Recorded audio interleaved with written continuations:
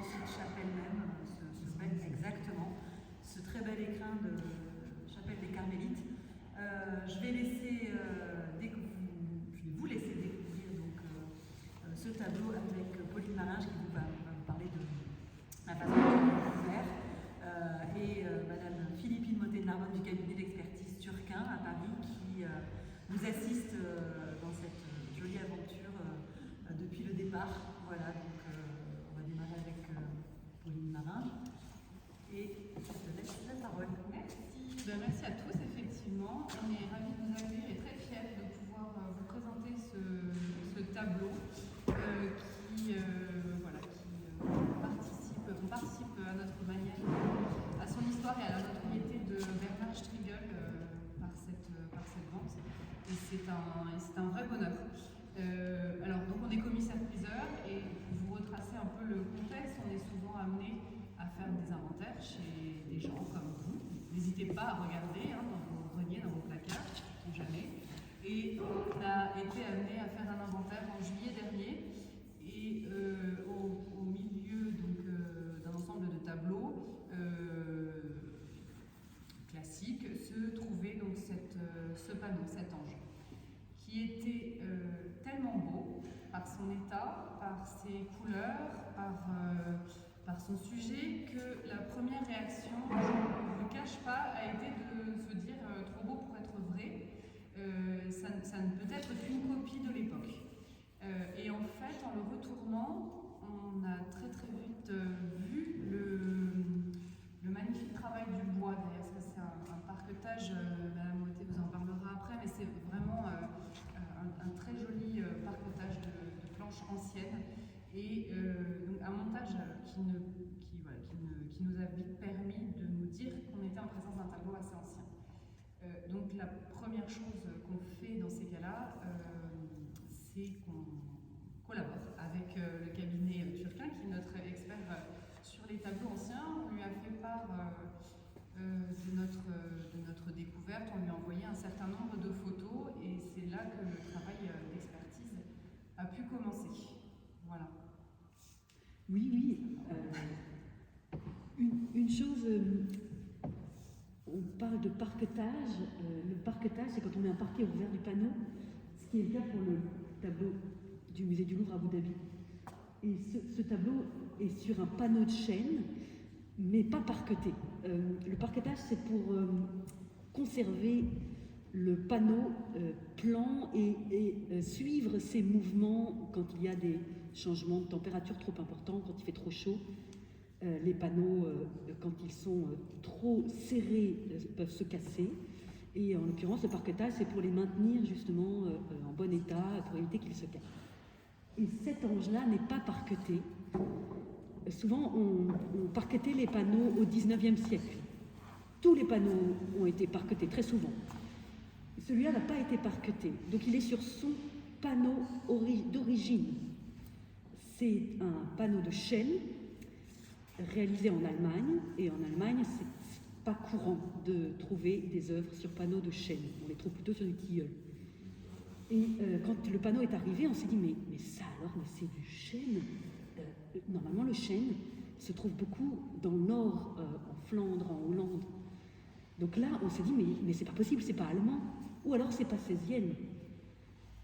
On a radiographié l'œuvre, on l'a passé au rayon X, vous avez l'illustration dans le catalogue, et alors la radio nous montre un panneau de chêne d'une extrême qualité. Les lignes sont tout à fait parallèles. On en est même venu à dire que ce qu'on voyait sur la radio, ces lignes parallèles qui montrent la découpe du panneau de chêne, on en est venu à se dire, mais en fait, ce n'est pas les lignes du chêne, ce sont les lignes de l'outil qui prépare le panneau pour recevoir la couche de préparation avant d'avoir la couche picturale. Alors, comme on avait beaucoup de doutes, déjà sur un chêne en Allemagne, ensuite sur ces lignes qui apparaissaient à la radio, on a fait venir un spécialiste du bois, qui s'appelle Monsieur Patrick Mandron, qui réalise souvent des restaurations de panneaux, des parquetages et des coffres pour préserver les œuvres, des coffres en bois pour préserver les œuvres. Et il est venu et il nous a dit, mais votre panneau, c'est bien du chêne, et il est d'une extrême qualité. C'est un débit sur quartier, donc c'est une technique d'évitage du chêne. Et les lignes que vous voyez, ce sont les lignes de l'âge qui montrent l'âge du chêne. Et les planches, l'artiste a bien pris 4 planches de chêne, il les a collées les unes avec les autres. Et votre panneau n'est pas parqueté, c'est-à-dire qu'il est bien plan, il n'a pas besoin de renfort au revers pour le maintenir plan, il n'a pas bougé, il est impeccablement plan, et au revers on voit une marque d'outils que l'artiste cette marque montre que l'artiste a travaillé le bois, la planche, pour unifier l'épaisseur du panneau. Et ça, c'est de voir ça aujourd'hui, 500 ans après l'œuvre d'art, c'est fantastique, c'est très rare. Donc on a fait une radio pour s'assurer que c'était bien sur chêne et que le panneau était en bon état. Et puis ensuite, on a réalisé l'infrarouge. Et là, vous avez la reproduction sur le panneau de gauche, sur votre gauche. Et l'infrarouge, ça ne nous parle pas tellement du support, ça révèle le dessin sous-jacent qui est à l'encre et qui nous prouve encore une fois, c'était encore un élément qui nous a permis de confirmer l'originalité du tableau et l'attribution, que l'artiste est aussi bon dessinateur que peintre.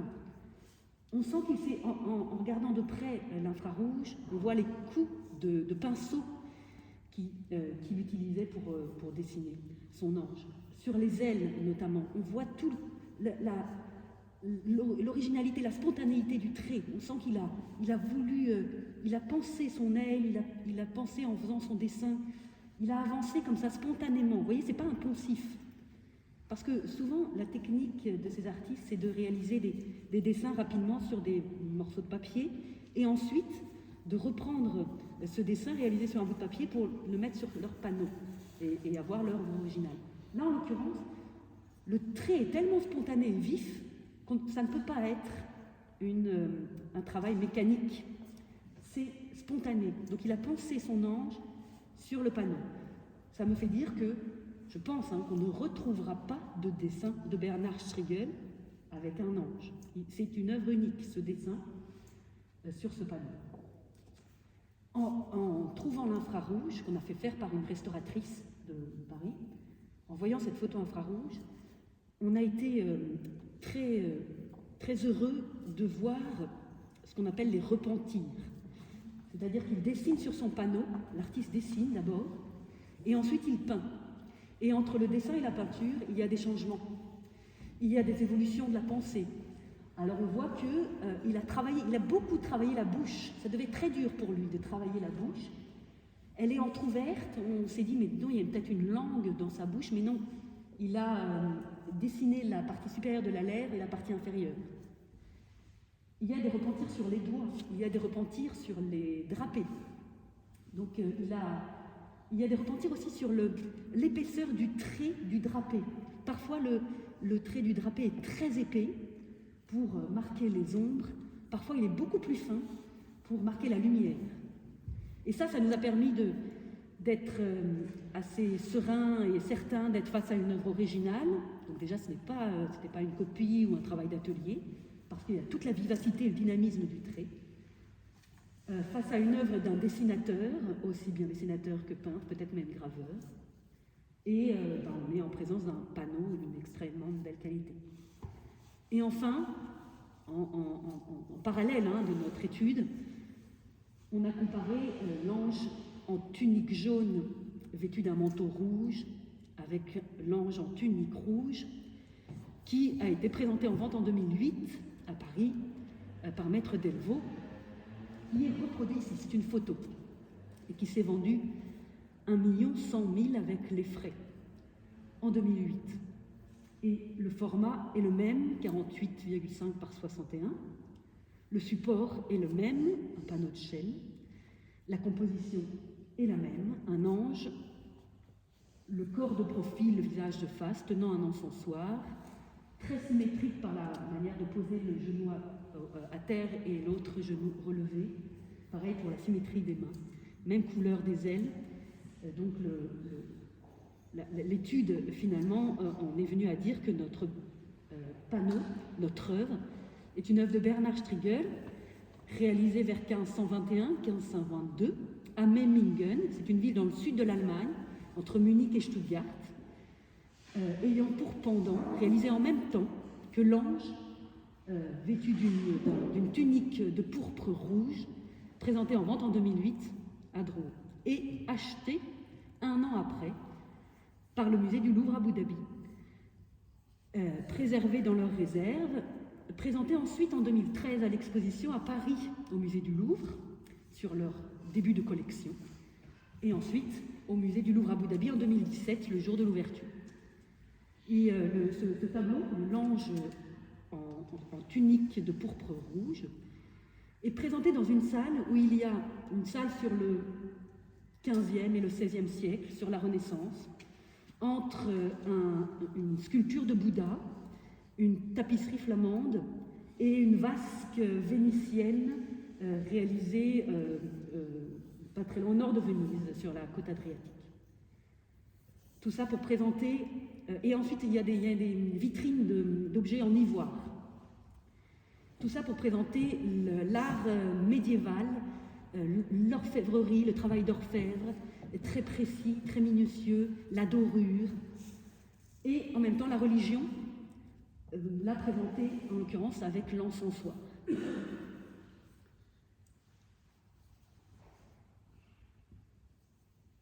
Donc on est arrivé à la conclusion que notre ange en tunique jaune était bien le pendant du tableau acheté par le Louvre à Abu Dhabi. Ensuite est venue la réflexion sur la destination de l'ange à l'encensoir. Donc on en avait deux. Maintenant on a étudié presque les deux en même temps. À quoi ils étaient destinés? Pourquoi ils ont été peints? Pour qui? Est-ce qu'on peut retrouver leur emplacement d'origine? Et pourquoi ils ont été séparés? Et où sont les autres tableaux ou sculptures qui devaient appartenir à cette même grande composition, peinte ou sculptée? Et alors sur Bernhard Strigel, il y a très peu de choses qui a été écrite. Il y a un livre, une revue, un article dans une revue très poussée, mon niveau est très poussé, un spécialiste de la peinture allemande du XVIe qui s'appelle Ernst Büchner, qui a écrit un article très bien sur Bernhard Strigel.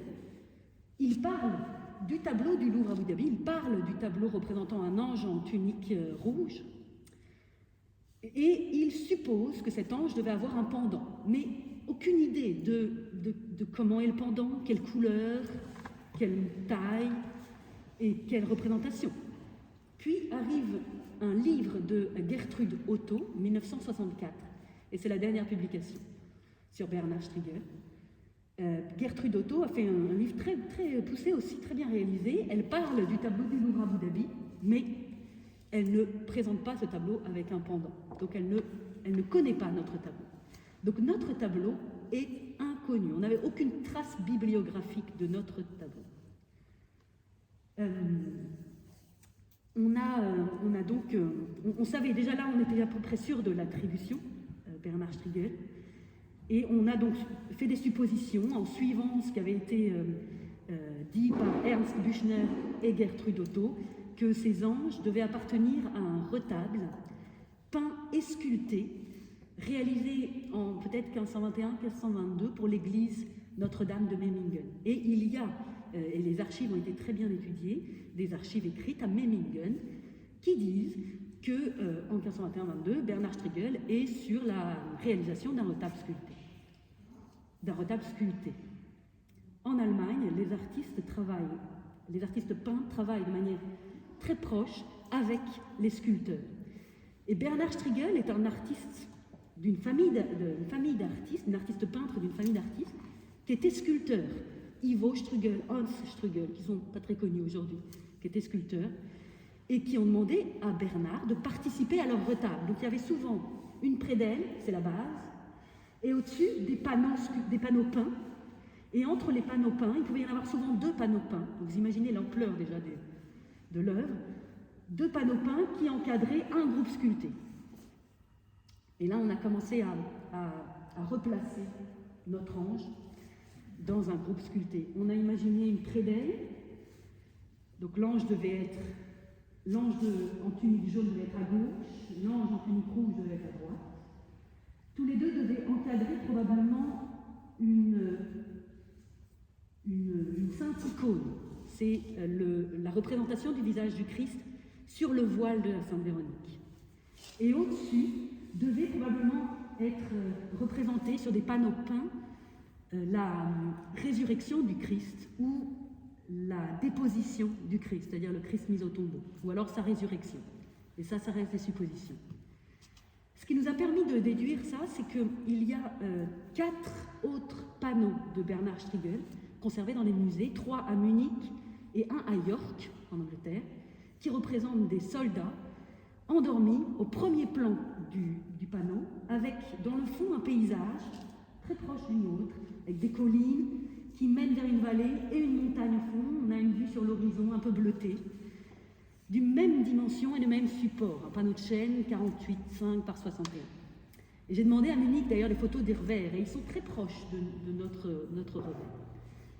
Donc peut-être qu'il y avait une prédelle et un tableau représentant la résurrection avec les 4 soldats endormis. Pour en être sûr, il faudrait vraiment mettre donc ces 6 tableaux, celui d'Abu Dhabi, celui qu'Arpogé vendra vendredi, les 3 de Munich et celui de York, ensemble, vérifier sur les bords de chaque tableau si les encoches des panneaux correspondent. Et ainsi, on aura reconstruit le retable. Peut-être qu'au centre, il y avait un groupe sculpté, mais ça, c'est des suppositions. On a retrouvé la provenance aussi du tableau d'Arpogé en faisant des recherches sur des bases de données du Getty, dans tous nos catalogues de vente, parce qu'on a une grosse bibliothèque avec de nombreux catalogues des années au 19e, début 20e. Et ça a été une vraie découverte extraordinaire. C'est que on a retrouvé que notre ange, vêtu d'une tunique jaune recouverte d'un manteau rouge, portant un encensoir, a été présenté ainsi, avec cette description telle que je vous la décris, je vous la présente, dans une vente en 1816. La vente d'un certain monsieur Dubois, qui était préfet de police en Italie, et qui avait une grande collection de tableaux, et qui est rentré à Paris en 1811, qui a continué d'acheter et vendre, et il a décidé de se séparer d'une partie de ses collections. Ce monsieur Dubois est rentré à Paris en 1811. Il s'est séparé d'une partie de ses collections en 1813.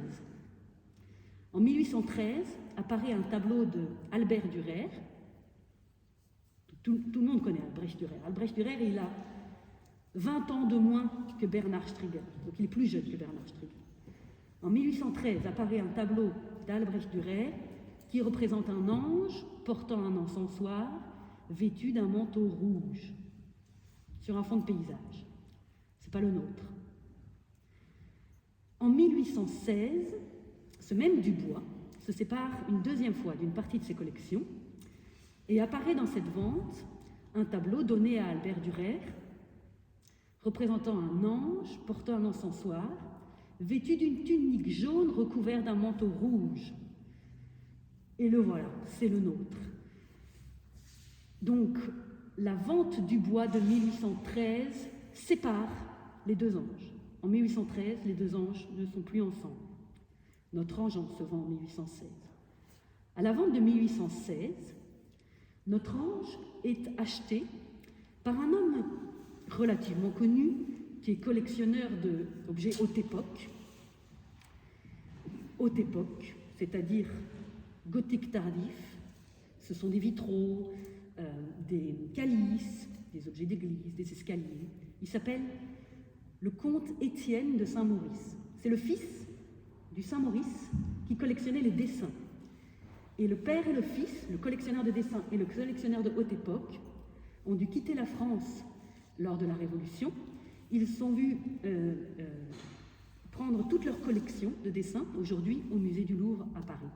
Le fils revient sous la Restauration et il continue à amasser des objets de haute époque. Malheureusement, Étienne de Saint-Maurice meurt en duel, donc jeune, en décembre 1817. Son épouse et sa fille vendent une grosse partie de ses collections, très vite, parce qu'elles ont besoin d'argent. Tout ça, c'est dans les archives. Et c'est dans la préface du catalogue de la vente Saint-Maurice, en janvier 1818 ou février 1818. Très vite, elles vendent une grosse partie de sa collection. Et dans la vente apparaît un tableau donné à Albert Dürer, un sujet de l'Annonciation. Alors bien sûr, ce n'est que des suppositions. Notre ange portant un encensoir n'est évidemment pas un sujet de l'Annonciation. Un sujet de l'Annonciation, l'ange n'a pas d'encensoir. Mais il est tout seul. Le catalogue a été rédigé très rapidement, donc on suppose fortement que Saint-Maurice, décédé en 1817, sa vente en 1818, il avait ce tableau dans ses collections et son épouse rapidement rédige le catalogue et vend le tableau. Le tableau, en 1818, est acheté par un certain monsieur Berton, parce que dans tous les catalogues de vente, il y a des annotations, le prix et l'acheteur. Et grâce à ça, on a la suite des propriétaires.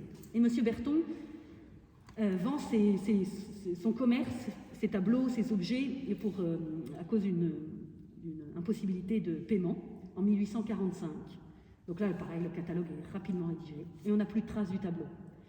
On n'a plus de traces du tableau jusqu'au jour où je reçois un email avec un lot de tableaux de Maître Maringe, et dans le lot, il y a cet ange, et qui est tellement merveilleux, fantastique, dans un état incroyable, tellement captivant, que je lui dis, celui-là, il faut le sortir du lot, il faut l'amener à Paris pour vraiment l'étudier profondément, la voir en vrai, s'assurer de la qualité du support, l'état de la matière et la couche picturale. Et il est en si bon état parce qu'il n'a pas bougé de l'endroit où il est, il est resté dans la même famille depuis le début du XXe siècle. Et souvent, quand les tableaux passent de main en main après des ventes, changent de propriétaire, les nouveaux propriétaires ont besoin de le nettoyer, de changer de cadre, de renforcer le support, donc de rentoiler ou de parqueter. Là, en l'occurrence, il n'a pas changé de propriétaire depuis le début du XXe siècle, ce qui a permis d'avoir un état aussi fantastique. Personne ne l'a parqueté, il n'est pas cassé, personne n'a touché à la couche picturale, personne n'a décidé de le nettoyer, de le repeindre, de le revernir. Il a de tout petits accros qui se voient à l'œil, mais c'est minime pour un tableau qui a 500 ans. C'est une chance, je veux dire, d'avoir ces tout petits accros.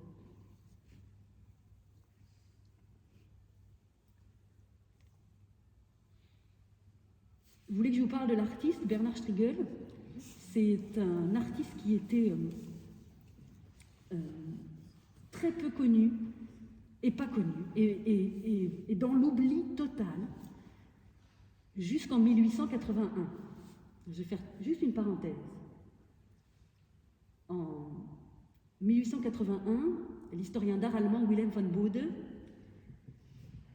rédige un article sur sa découverte, la découverte de l'artiste Bernard Strigel. Il est conservateur de musée à cette époque-là, il étudie les œuvres conservées dans son musée. Il y a notamment un portrait de famille, le portrait de Cuspinian, qui est le conseiller de l'empereur Maximilien. Donc il étudie le portrait de famille, le portrait de Cuspinian. Il voit un revers qui était tout sombre. Il le nettoie un peu, il voit des inscriptions. Et au revers de ce portrait de famille, il y a la signature de l'artiste, la date, l'âge de l'artiste, même il est gaucher, et le nom des modèles, la description du tableau. Grâce à ce tableau, en 1881, grâce à ce portrait, grâce à cette signature, grâce à cette date, Wilhelm von Bode peut remettre en valeur déjà l'identité, la vie de l'artiste Bernard Strigel et toute son œuvre. C'est-à-dire qu'à partir de ce tableau, on va pouvoir rassembler d'autres tableaux qui sont donnés à Albert Dürer, à Lucas Cranach, au maître de la collection Hirscher, c'est-à-dire dont l'attribution n'est pas tout à fait satisfaisante. On rassemble toutes ces œuvres conservées dans des collections particulières ou des musées, et on les réattribue à Bernard Strigel, et on les situe dans sa carrière. Et c'est là où j'ouvre ma parenthèse. Le tableau qu'Arpogé vendra vendredi, il a été présenté en vente en 1816 comme par Albrecht Dürer et en 1818 comme Albrecht Dürer. Donc l'étude de Willem von Bode qui date de 1881 sur Bernard Strigel, elle est arrivée tardivement après ces ventes-là. Donc le tableau, en fait, il est resté, entre guillemets, anonyme, comme d'Albrecht Dürer, jusqu'à aujourd'hui, puisqu'il n'a pas changé de main au début du XXe siècle. Donc finalement, il est resté sans nom jusqu'à aujourd'hui, où là, non seulement on lui redonne un nom, Bernard Strigel, donc on complète la connaissance de l'art, la connaissance de la carrière de l'artiste, et en plus, eh bien, on lui donne on lui permet de retrouver son frère jumeau, son pendant. Donc on le met en lumière, et qu'il soit acheté par un musée ou par un particulier, peu importe. Ce qui est important, c'est qu'il puisse retrouver l'ensemble de la composition sculptée, son frère jumeau, peut-être que la représentation de l'image du voile de Sainte Véronique pourra être retrouvée un jour, peut-être qu'on pourra retrouver le groupe Sulquet au centre, ou la résurrection du Christ, qui sait. Mais au moins, on alimente la connaissance de l'histoire de l'art, et ça, c'est un point très important pour l'histoire de l'art. Dans l'histoire de l'art, quelqu'un demain rédige le catalogue raisonné de Bernard Strigel, notera dans la provenance du tableau, découvert à Toulouse, vente Arpogé, le 4 février à 16h. Et le prix. Donc Bernard Strigel est un artiste qui naît en 1460 à Memmingen, et on ne connaît rien de lui jusqu'en 1505. C'est-à-dire qu'il n'y a aucune trace écrite à Memmingen, rien dans les archives jusqu'en 1505. Il est 20 ans plus âgé que Albrecht Dürer. Il est 100 ans plus âgé voire 130 ans plus âgé que Rubens et Caravage. Donc c'est un artiste qui appartient au mouvement médiéval gothique tardif. Il réalise avec son oncle, son père, l'histoire de famille n'est pas très connue, Hans Strigel, Ivo Strigel, il est dans leur atelier, il réalise quelques peintures pour son oncle ou son père sculpteur. Il travaille à Memmingen, il va à Blaubeuren, il va en Suisse, il peint. Et c'est lors de la réalisation d'un retable avec son oncle qu'il est remarqué par l'empereur, quand même, du Saint-Empire romain germanique, Maximilien Ier, qui l'appelle à la cour de Vienne. Et là commence la gloire de l'artiste. Il réalise le portrait de l'empereur, donc il est considéré comme le peintre officiel de l'empereur. Il en a plusieurs, Dürer aussi, ça fait partie de ses peintres officiels. Il revient à Memmingen et il garde en tête tout ce qu'il a vu à Vienne. Il a vu Dürer, il a vu Cranach, il a vu Altdorfer. Alors Altdorfer n'est pas très très connu. C'est un artiste allemand qui a beaucoup dessiné, peu peint, en tout cas ce qu'on connaît aujourd'hui, et qui est surtout connu pour ses paysages un peu fantastiques. Et à partir de son retour, donc après son premier voyage à Vienne, là il est marqué par tous ces artistes, et c'est là où il commence à avoir sa propre carrière. Il a son atelier, et il oublie, il entre dans la modernité, il entre dans ce qu'on appelle la Renaissance. C'est-à-dire que ces personnages sont beaucoup plus monumentaux, ils sont intégrés dans un paysage qui est fantastique, un paysage à la Altdorfer, avec à droite et à gauche des collines, des toutes petites collines sur lesquelles sont posés des arbres, un chemin qui nous mène, entre ces collines, qui nous mène vers le fond du tableau, et au fond du tableau, il n'y a pas la mer, le fond du tableau est bouché par une ligne de montagne bleutée, qui, elle, dessine la ligne d'horizon et attire le regard jusqu'au fond, jusqu'au ce qu'on pourrait considérer ce trait de lumière, le lever du soleil, le coucher du soleil, la lumière de la lune. Enfin, en tout cas, notre regard est mené grâce à cette création, ce dessin du paysage, cette composition vers le fond dans la vallée. Un petit chemin est dessiné au pied de l'ange et nous guide avec les rochers et cailloux vers l'arrière et vers le fond de la vallée. Sous la main gauche de l'ange, il y a des petites maisons. Et les petites maisons, c'est le seul élément dans la composition. Vous le verrez sur le catalogue, il y a une reproduction, je crois. Les petites maisons sont le seul élément qui nous indique la présence humaine dans le tableau. Puisque l'ange est un élément céleste, le seul élément finalement terrestre, c'est les petites maisons dans le fond. Et l'ange est présenté au premier plan, devant nous, vraiment sur la face superficielle du tableau. Et il prend toute la place de la composition. Il est monumental.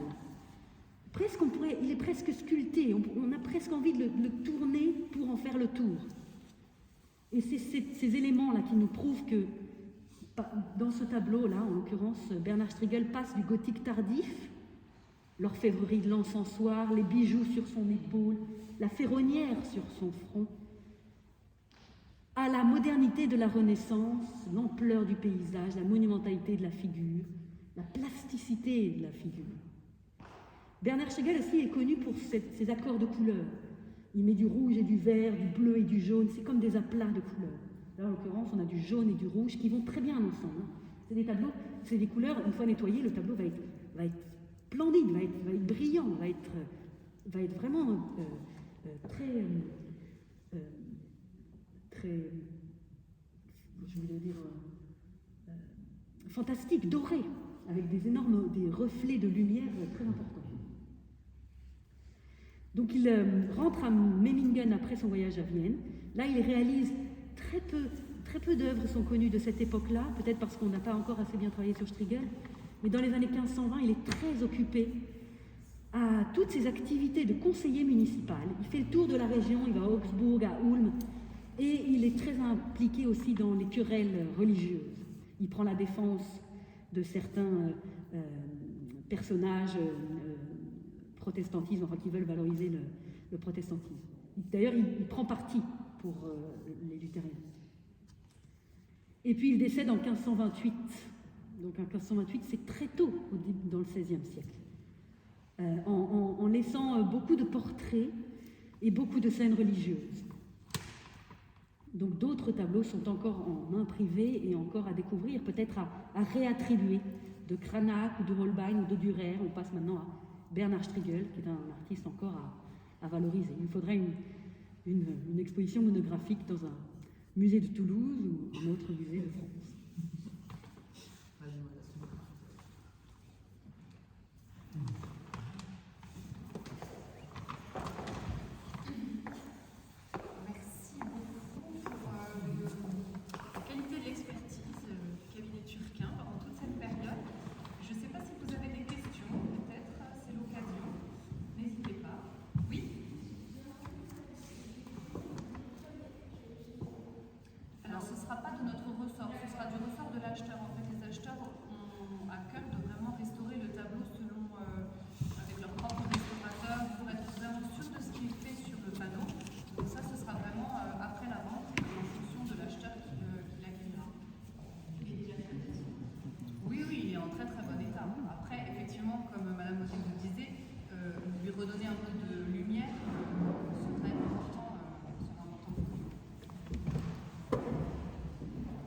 Il y a cette ligne quand même au centre, qui sont des accidents très très anciens, et le vernis est sale.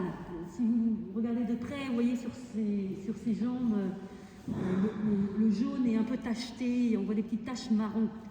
Donc si l'acheteur veut enlever ces petites taches marron, il faudra le faire de manière uniforme sur l'ensemble du tableau.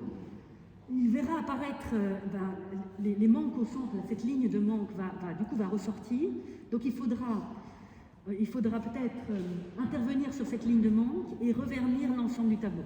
Donc c'est une toute petite intervention, mais dans un idéal, c'est ce qu'on aura envie de conseiller. Mais c'est tout. Vraiment, pas toucher au reste.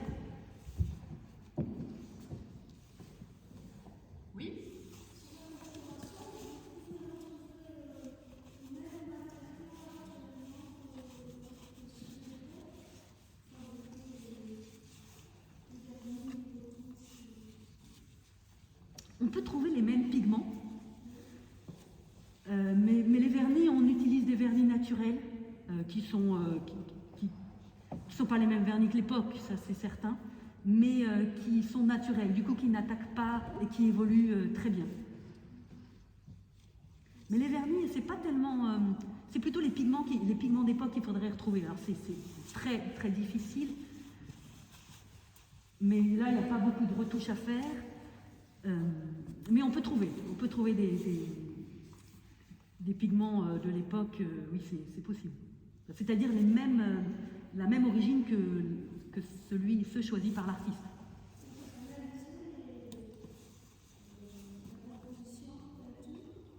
Pardon?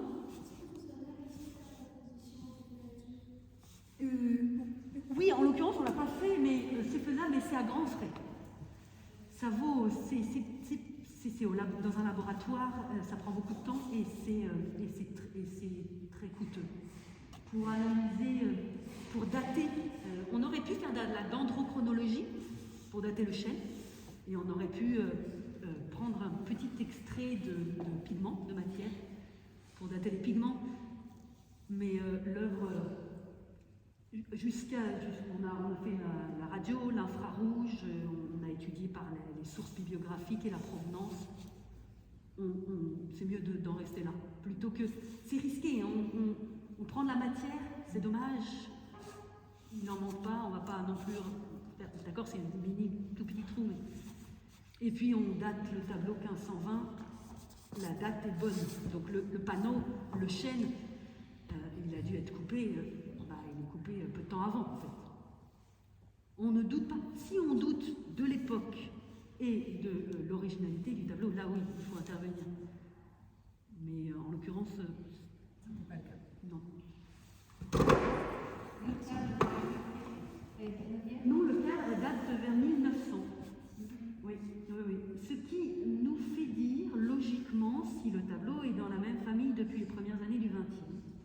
Alors, ce sont les propriétaires de cette époque-là qui ont choisi ce cadre et il est resté ainsi jusqu'à aujourd'hui. Et sous le cadre, il n'y a pas de trace de découpe. Alors, ce que cache le cadre, c'est une barbe. C'est-à-dire que ce qui nous confirme la barbe, c'est un espace laissé sans peinture et un tout petit rehaut de couche de préparation blanche. Et l'espace laissé sans peinture est de la taille de 5 mm. 0,5 mm. Moins d'1 mm. Donc c'est très très étroit. C'est la place qu'il faut à l'artiste pour mettre son tableau dans un ensemble sculpté, dans le cadre d'un retable. C'est l'espace, alors c'est-à-dire qu'il met son panneau dans le cadre du retable et ensuite il applique sa préparation blanche.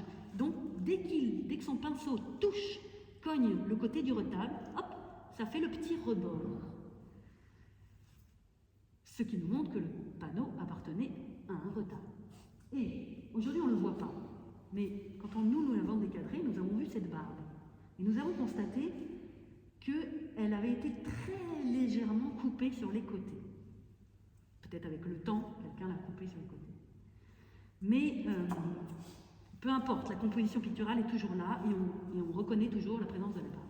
Et en regardant le tableau sur le bord en bas et le bord en haut, donc c'est-à-dire sur l'épaisseur du panneau, on a remarqué 2 encoches en bas, 2 encoches en haut. Et ça nous prouve aussi, donc certes il a été coupé, mais pas suffisamment pour cacher, pour enlever cette information des encoches. Donc il a dû être coupé de 0,1 mm, un tout petit bout. Et ces encoches, dans ces encoches, il devait y avoir des morceaux de fer qui inséraient le panneau ainsi, le fixaient dans le retable, dans l'ensemble du retable. Alors l'idéal serait de vérifier si, sur l'épaisseur des autres panneaux de chêne, donc les 4 soldats endormis et le tableau d'Abu Dhabi, il y a ces encoches aussi. Mais le tableau d'Abu Dhabi, Bernard Schlegel, il a été coupé, la barbe a été coupée, il n'y a plus de barbe. Donc tout de suite on est sur la composition peinte, et il a été, donc on ne verra pas les encoches, et il a été parqueté au revers. Donc on ne peut pas avoir non plus le raccord des planches, s'il a bien utilisé 4 planches ou pas. Alors il faut aller à Munich voir et à York, voir les feuilles.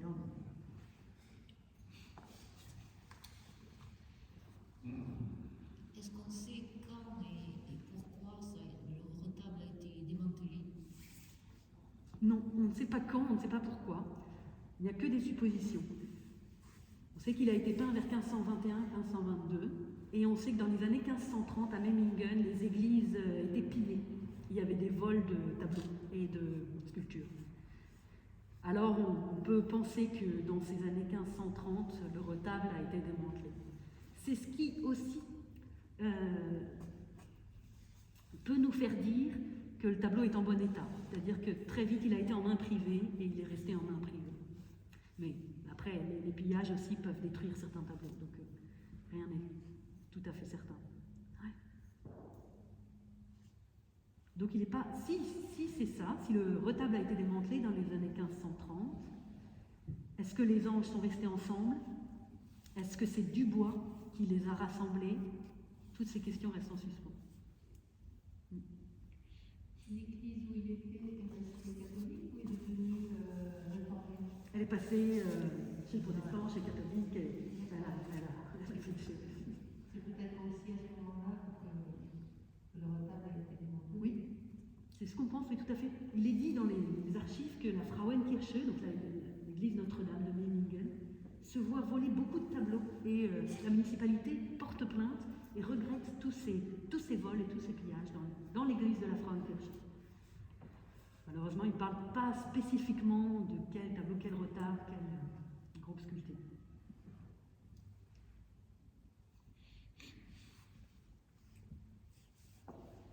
D'autres questions? Très bien, si personne n'a d'autres questions. Oui. Donc à vendredi, Voilà. 16h précise. Et l'enchère va durer. Vous pouvez profiter encore demain d'exposition entre 11h et 19h, toujours ici. Vous avez encore des catalogues, si certains veulent relire un petit peu tout le travail d'expertise. N'hésitez pas. Et à vendredi peut-être pour la vente, ceux qui pourront être là à 16h.